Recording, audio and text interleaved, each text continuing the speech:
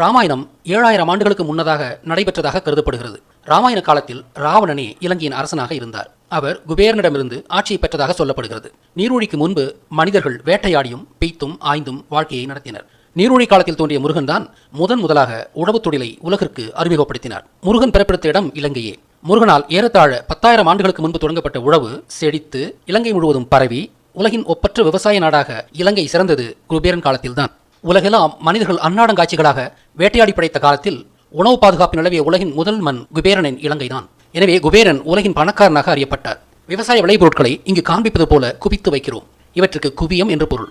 குவியம் குவியம் குவியம் பிளஸ் ஏறு குபேரு குபேரன். தன்னிடமிருந்த தானிய குவியல்களால் புகழின் உச்சிக்கு ஏறியதால் இவன் குபேரன் என்று அழைக்கப்பட்டார். குபேரன் வைத்திருந்த நெல், கேழ்வரகு, சோளம் போன்ற குவியங்களை வருடம் முழுவதும் பாதுகாத்து வைத்து பயன்படுத்த முடியும் என்பதால் வருடம் முழுக்க உணவு பாதுகாப்பை தனது குடிகளுக்கு ஏற்படுத்தியதால் உலகின் பணக்காரனாக அவர் அறியப்பட்டார். உழவுக்கான முக்கியமான கருவிகள் கலப்பையும் மாட்டு வண்டியும்.